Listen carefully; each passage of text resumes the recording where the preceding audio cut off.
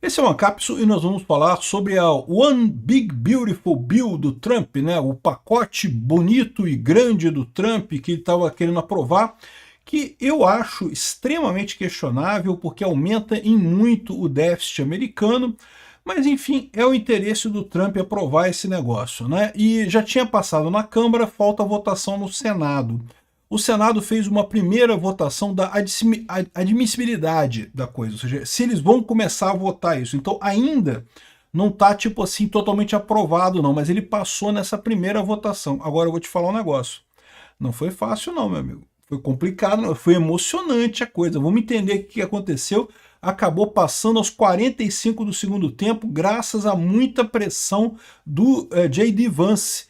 J.D. Vance foi pessoalmente no Senado, o pessoal no Senado estava achando que ia passar fácil, porque afinal os republicanos têm maioria no Senado, né? Tem 53 a 47 cadeiras no Senado. O Trump imaginava que ia passar com muita facilidade, né? 53 republicanos e 47 democratas, só que 3 republicanos votaram contra, e mais do que isso, tinham outros 3 que estavam na dúvida. Essa notícia foi sugerida por Peter Republicano e eu posso provar, Pacotão do Trump e várias outras pessoas. Obrigado aí ao pessoal que sugeriu notícias lá no nosso site, no visãolibertaria.com, e obrigado a você que está assistindo o nosso vídeo. Se você gosta do nosso conteúdo, por favor, deixe o seu like e se inscreva aqui no canal, né?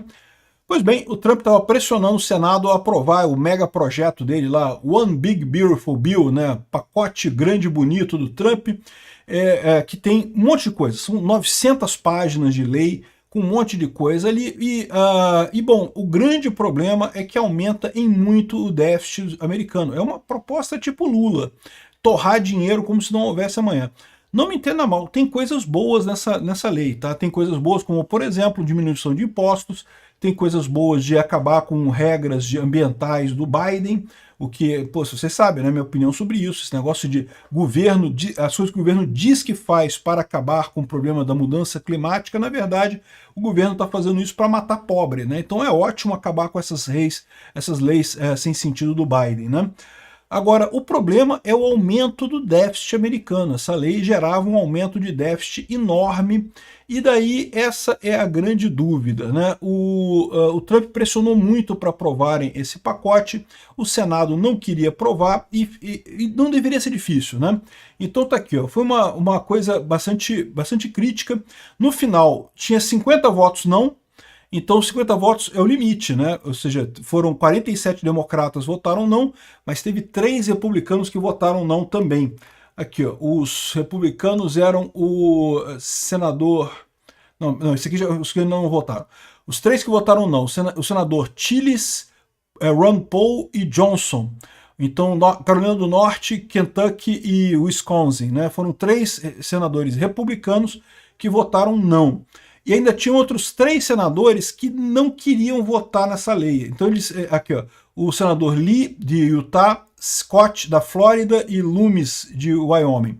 O Scott da Flórida queria votar, ele ia votar sim, não tinha esse problema não, tá? Mas ele estava segurando a coisa, provavelmente para negociar alguma coisa com o Trump. Os outros 2 estavam na dúvida, e aí que é o problema. Por quê? Porque se qualquer um desses 2 votasse não, ia dar 51 não, né? E aí acabou, aí não passa nada. Se eles todos votassem sim, ainda daria empate, que é 50 a 50, 50 votos sim, 50 votos não. Mas aí o Senado americano funciona da seguinte maneira, tem o presidente do Senado, é o vice-presidente. Então lá eles têm esse negócio, o vice-presidente, no caso o J.D. Vance, é o presidente do Senado. E ele dá o voto de desempate. Então se tiver empatado, se der 50 a 50, como era o caso, ele desempataria, e lógico, desempataria a favor do Trump, então não teria problema, mas precisa chegar a isso, porque se ficar 51 a 49, se não der empate, o presidente do Senado não tem direito a voto. Ele só tem direito a voto quando dá empate nas matérias, né?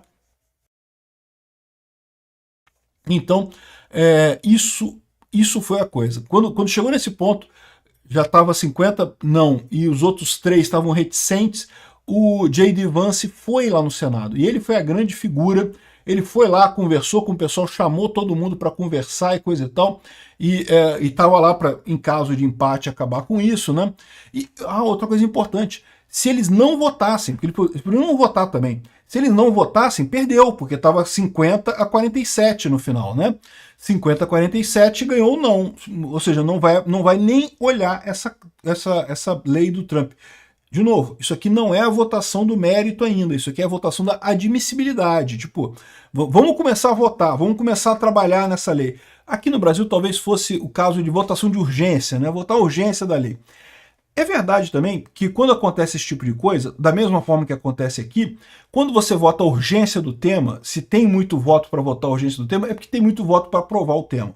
Então, lá é muito provável que agora que passou o exame da matéria, que também seja aprovada a lei em si, lá no Senado americano. Mas foi por pouco, meu amigo, foi por muito pouco.